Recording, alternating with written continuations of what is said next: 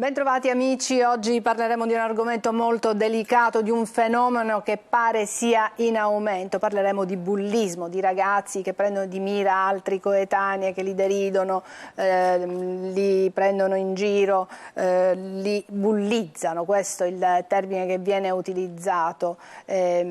Compiono degli atti che nei casi più drammatici possono portare anche un ragazzino, come pare sia avvenuto in provincia di Palermo, a togliersi la vita.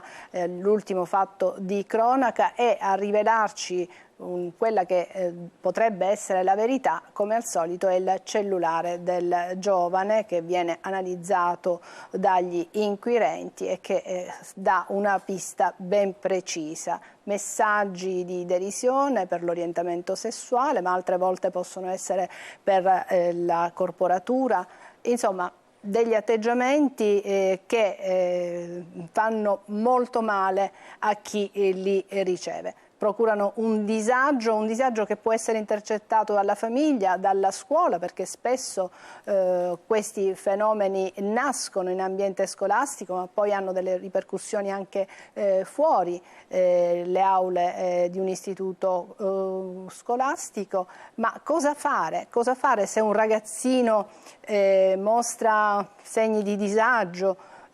O cosa fare se si ha il sospetto che un proprio figlio sia invece un ragazzo che sta compiendo questi gesti e questi atti. Ne parliamo con i nostri ospiti, l'avvocato Elena Cassella, il dirigente della Polizia Postale della Sicilia Orientale Marcello Labella, al quale do il benvenuto e ringrazio perché la Polizia Postale fa un grandissimo lavoro nelle scuole, non si sottrae mai e anzi organizza proprio degli incontri con i più giovani proprio per spiegare cos'è il bullismo, a cosa può portare sia dal punto di vista giuridico ma anche psicologico, e do il benvenuto anche a Fernando Rizza, che è il preside dell'Istituto Comprensivo Carducci di Catania. Grazie preside per aver accolto il mio invito. Partirei proprio da lei preside. Cosa può fare la scuola quando c'è il sospetto, addirittura ci si accorge che sta succedendo qualcosa di grave nei confronti di un ragazzo o una ragazza? Ma intanto io vorrei, non mi sento all'altezza di affrontare il tema, però vorrei un attimo rinquadrare la situazione. Perché la scuola deve avvertire qualcosa? Perché la scuola? Allora, noi ci aspettiamo dalla scuola forse anche troppo, però perché? Perché la scuola è una comunità dove i ragazzi stanno insieme, ma alla presenza di adulti. Purtroppo dobbiamo registrare che un'altra parte della loro vita, forse la stragrande maggioranza, la passano ancora in comunità, una comunità virtuale, però da soli. Questo è importante inquadrarlo perché la scuola può vedere perché c'ha degli adulti che vedono. Altrove questi adulti potrebbero mancare. Non sto accusando le famiglie, non sto accusando nessuno, ma uno anche nella propria cameretta col proprio device è in comunità con altri, ma non ci sono adulti a vigilare, perché è normale che sia così. A una certa età si va nella propria camera e si può stare. Detto questo, la scuola cosa può fare? La scuola può fare intanto un'attività di prevenzione, invece quando sospetta qualcosa può interpellare vari soggetti. Ormai abbiamo quasi tutte le scuole uno psicologo, oppure abbiamo delle mediazioni educative scolastiche dentro le scuole, abbiamo dei supporti per chi può leggere delle cose che magari non sono così evidenti.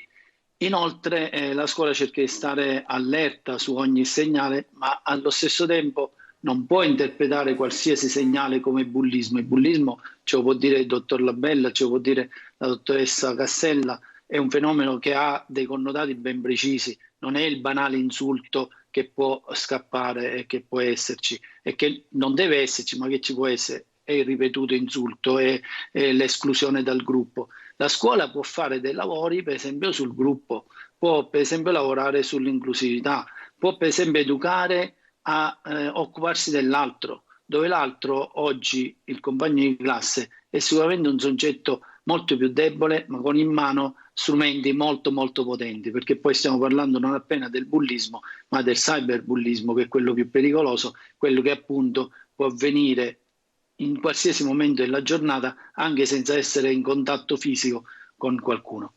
E qui entra in gioco proprio il grande lavoro che svolge la Polizia Postale. Dottore Labella, è così? I cellulari dei ragazzi raccontano molto di loro, di quello che vivono Sì. e di quello che fanno. E un genitore che ha il sospetto cosa deve fare? Sì, avete detto bene, cioè i ragazzi, bambini, perché adesso parliamo di bambini, 7-8 anni è l'età in cui hanno il primo accesso in questo mondo che si chiama internet. Però ecco, un'evidenza la vorrei mettere subito. Impariamo a non chiamarlo mondo virtuale, perché virtuale si oppone al reale, invece il mondo su cui stanno sul web è un mondo che ha effetti pienamente reali, fa parte anche della nostra quotidianità. E allora forse sarebbe meglio dire il mondo digitale e il mondo fisico, ma il mondo digitale ha poi dei risvolti pienamente fisici. Questo già ci dà un'indicazione sull'importanza di tenere sempre a mente i pericoli che possono stare, ecco, dietro una navigazione sullo smartphone e dietro una navigazione fatta in solitudine, come diceva il preside, nella propria stanza, che poi appunto solitudine non è. Cosa bisogna fare? Raccontano tanto, la loro vita è tutta racchiusa là dentro, lo vediamo ovviamente ciascuno di noi anche nel nostro ambito familiare, trascorrono tantissimo tempo. E allora cosa bisogna fare? Avete detto bene, partiamo chiaramente dalle scuole e dalle famiglie. Il preside anche qui ha rappresentato un problema, non si può fare evidentemente carico alla scuola di tutte le problematiche, soprattutto problematiche di questo tipo. E io voglio dare un dato, chi mi conosce sa che non amo le statistiche, non amo molto dare i numeri, né farci diciamo un'esaltazione del nostro lavoro, però solo l'anno scorso scolastico noi abbiamo incontrato oltre 25.000 ragazzi, adolescenti, preadolescenti, bambini, scuole primarie. Quest'anno già in questi primi mesi siamo già oltre 5.000. Ma quanti genitori sono invece venuti ai nostri incontri, spesso organizzati anche dalle scuole? Beh, i numeri sono largamente inferiori. Per questo necessita interpellare, dare forse un grido anche d'allarme verso i genitori di essere sempre più attenti, soprattutto quando abbiamo dei figli preadolescenti, dei bambini, l'ho detto poc'anzi, 7-8 anni è l'età di primo accesso alla rete, e dare uno smartphone a un bambino di quest'età o poco di più è estremamente pericoloso. Proprio qualche giorno fa è uscito un report della Polizia di Stato, della nostra Direzione Centrale Anticrimine, sul resoconto della violenza ai danni dei minori. È un capitolo apposta e riguarda appunto i fenomeni del web, il fenomeno del web. Ecco, nel nostro territorio è una piccola fotografia, e quando dico il nostro territorio mi riferisco comunque a parte la Sicilia, quindi è già tutta la Sicilia orientale. I numeri, le denunce per stare sul campo penale già rispetto all'anno scorso, tutte denunce riferibili a condotte più o meno che possiamo definire di cyberbullismo, quindi molestie online, linguaggio d'odio, diffamazioni, sono cresciute. Già solo il primo semestre abbiamo avuto circa 50 denunce e il numero potrebbe essere non assolutamente indicativo, perché sono esclusivamente gli atti in cui una famiglia denuncia penalmente un episodio accaduto ai danni del proprio figlio minore.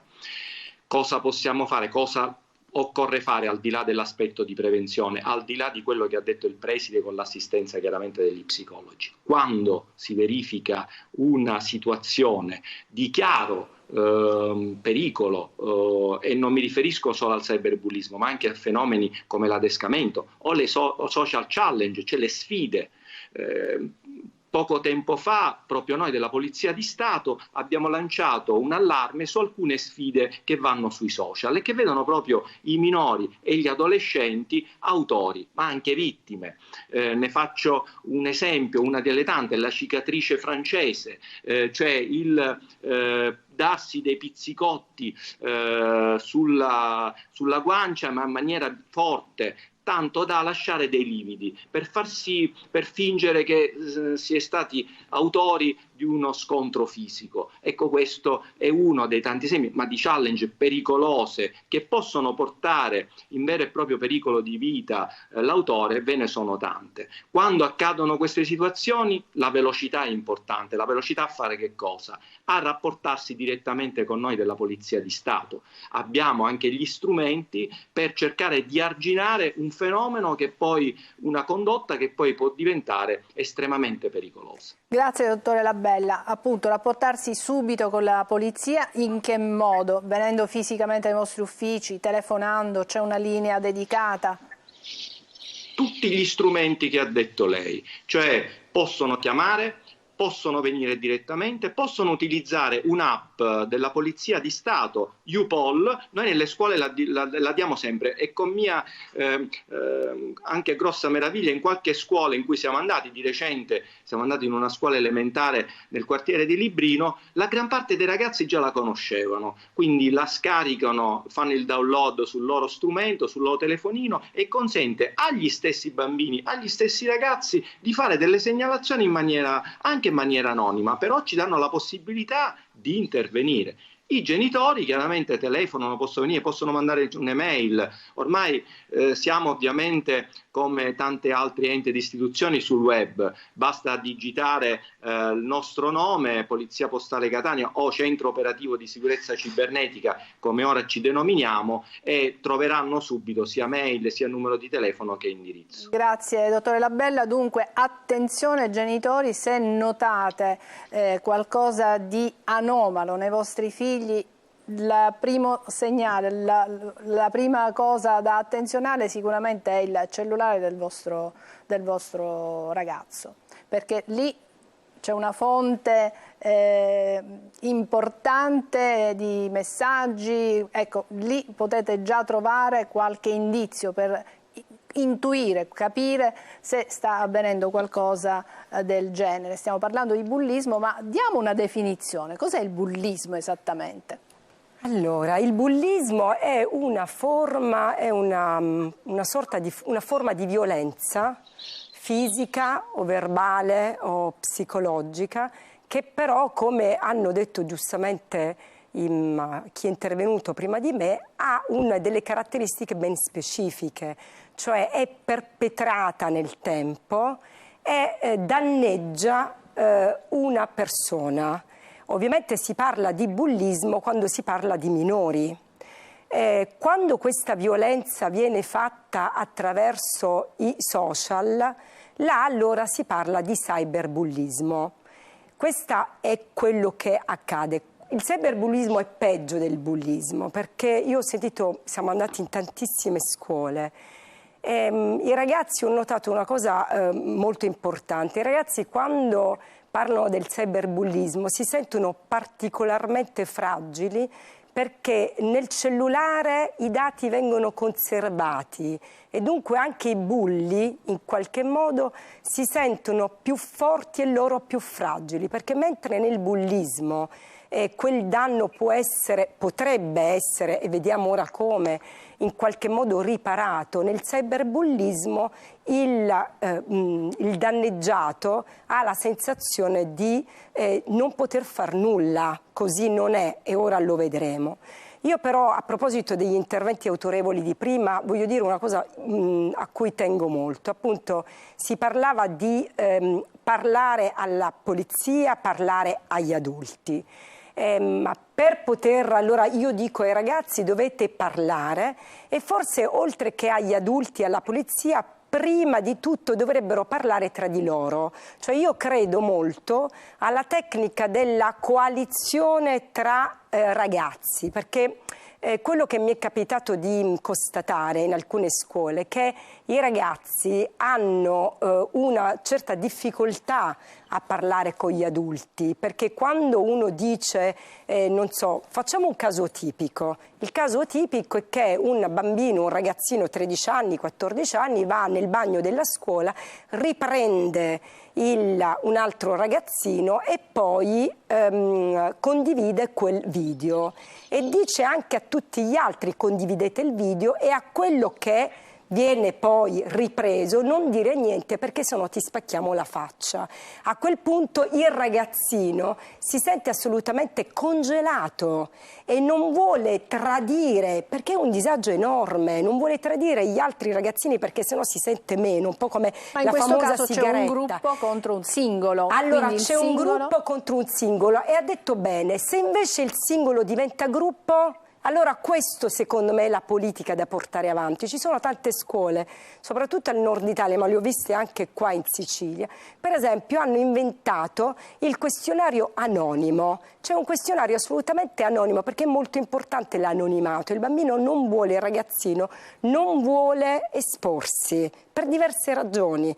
Allora bisogna dire a questi ragazzi: parlate anche tra di voi, parlate in qualche modo garantendovi l'anonimato. Come si può garantire l'anonimato? Con i questionari. Molte scuole hanno organizzato dei questionari anonimi con delle crocette, che il questionario è un termine che un po' dà fastidio ai ragazzi, con delle crocette di guisa. Poi hanno nominato all'interno della classe un referente nominato dalla classe, non nominato dal dirigente, e questo referente è un po' il rappresentante del fenomeno del bullismo, che a sua volta poi ha possibilità di parlare con il dirigente. Cioè secondo me la strada è quella di dare ai ragazzi la possibilità di essere protagonisti e non vittima e di coalizzarsi tra di loro. Per esempio in alcune scuole, io a Milano, hanno ideato queste scuole il bulli poliziotto, cioè all'interno della classe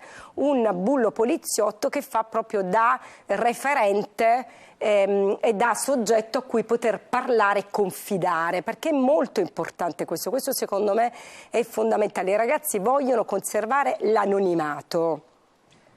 Bene, c'è un genitore che ci scrive, dice: non fate un po' scaricabarile tra famiglia e scuola, la scuola deve essere un baluardo non solo di educazione ma anche di promozione di legalità.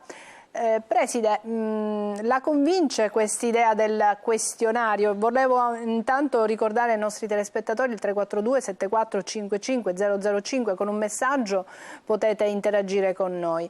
Ne dicevo, Preside, questa storia del questionario da poter far girare nelle classi per scovare eventuali casi di bullismo.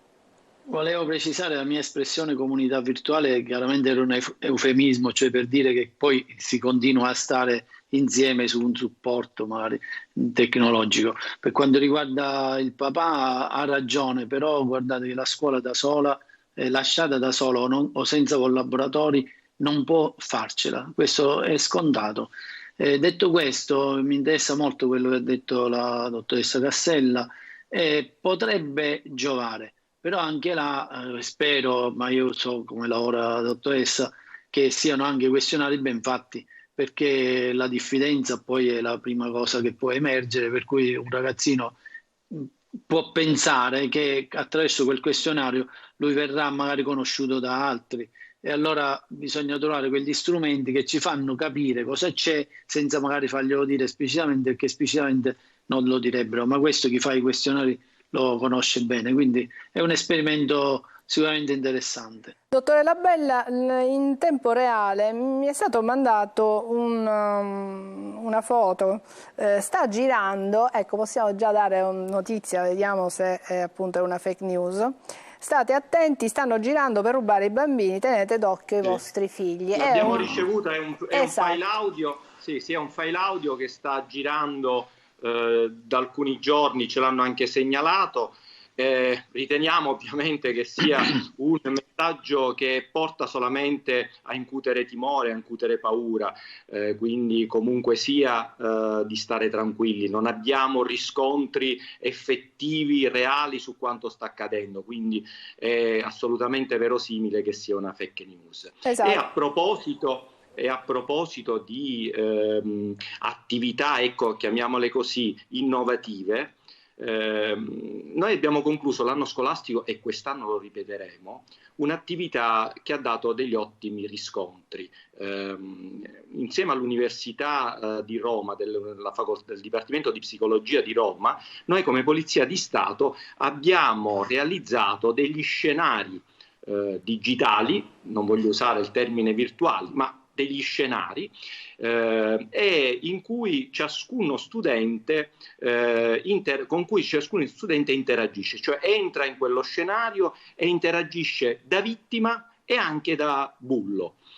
Sono varie situazioni, da condotte tipiche di cyberbullismo sino a quelle più gravi di adescamento. Su alcune scuole di Catania la cosa ha riguardato chiaramente dei piccoli gruppi al momento, e soprattutto le scuole superiori. Ai gruppi di studenti selezionati sono stati dati dei visori chiaramente per l'immersione nel metaverso, e sono stati proposti questi scenari. Abbiamo avuto dei risultati assolutamente positivi di riscontro, perché in questo caso, cioè, ogni ragazzo vive la realtà da vittima, e questo è importante perché gli fa capire quelle che sono i gravi danni che subisce una vittima di condotte di questo genere, ma in parte anche d'autore. È ovvio, cercheremo di ripeterlo anche quest'anno, ovviamente i numeri sono assolutamente piccoli, sono delle iniziative però che devono tracciare una strada. È vero, l'anonimato può essere utile, però l'anonimato ci può dare alcune volte solamente un'indicazione. Io capisco la dichiarazione che ha fatto anche il genitore: non si può scaricare tutto sulle famiglie, no. Ognuno, quindi non si può scaricare tutto sulla polizia, non si può scaricare tutto sulla scuola, sulle famiglie, ma ognuno chiaramente deve fare il suo ruolo. E allora è chiaro ed è incontestabile il fatto che il primo baluardo sia assolutamente la famiglia. La scuola ha delle responsabilità, su questo voglio dire e ricordare a tutti, a me stesso, che comunque gli insegnanti hanno dei precisi obblighi. Purtroppo in passato noi abbiamo vissuto delle situazioni in cui gli insegnanti, pur venendo a conoscenza di ipotesi delittuose, non le hanno opportunamente segnalate alla polizia o all'autorità giudiziaria. Invece è estremamente, parlo non solo di situazioni così anche un po' meno gravi, ma atti di pornografia minorile, video di pornografia minorile, che magari sono riusciti a intravedere nel corso dell'orario scolastico. Ecco, questo invece riporta la responsabilità su questo anche della scuola, della tempestività di intervento. È ovvio poi che l'aspetto della prevenzione però resta il più determinante. Bene, dobbiamo andare in pubblicità e poi ci rimangono una manciata di minuti per trarre le conclusioni di questa nostra chiacchierata. Se volete mandare un messaggio, una domanda al 342 7455 005. Ci vediamo fra pochissimo.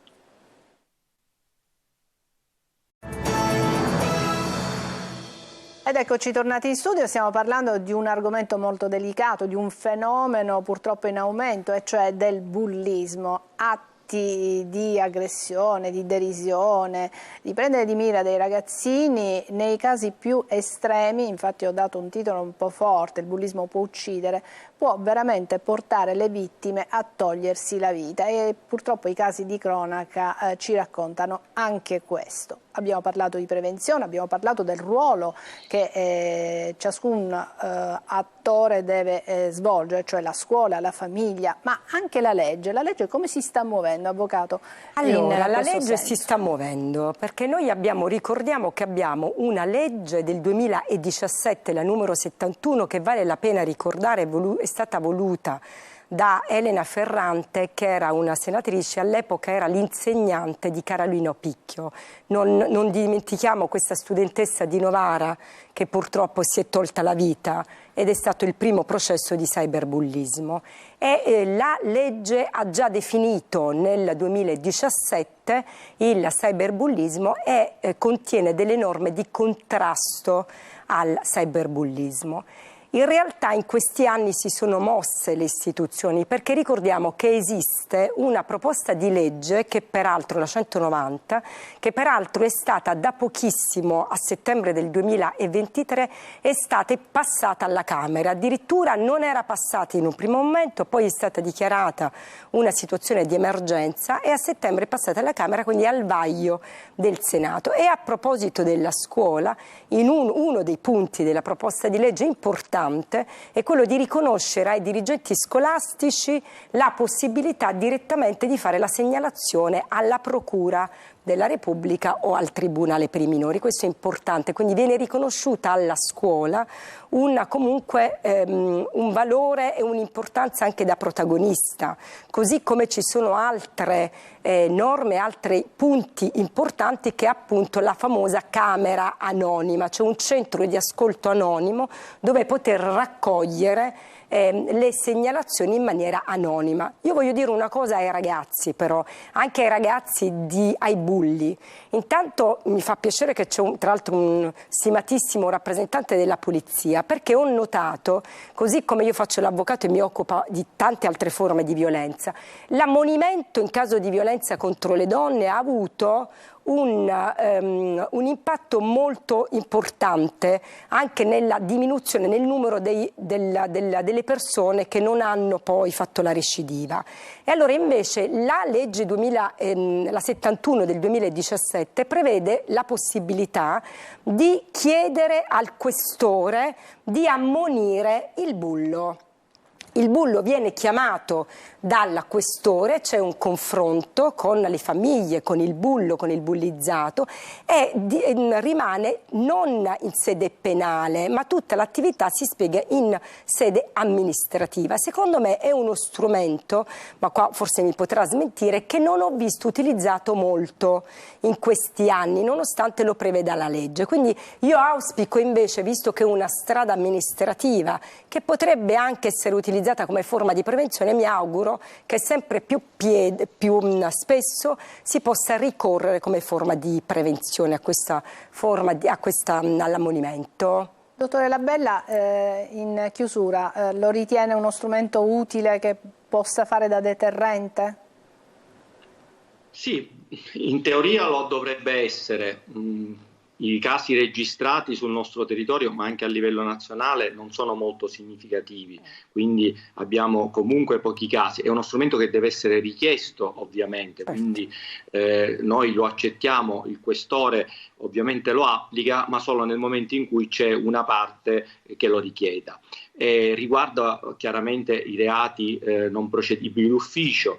Io vorrei rappresentare che molti dei reati invece che trattiamo noi sono reati procedibili d'ufficio proprio per la gravità di quello che delle situazioni che vengono commesse. Però è uno strumento che, se utilizzato e magari anche reso più, noi nelle scuole lo diciamo sempre, però un conto è dirlo ai bambini e adolescenti, se magari avessimo più genitori che ascoltassero i nostri incontri, saprebbero che c'è anche questo strumento. Magari qui la scuola se ne potrebbe fare portavoce. Il questore può utilizzare a richiesta della parte questa parliamo comunque sempre anche di adolescenti 14enni già, chiaramente, vittime sono 14enni sia la vittima che l'autore, ma è uno strumento assolutamente che potrebbe essere utile qualora ovviamente se ne facesse ricorso. Al momento non abbiamo dei grandi numeri.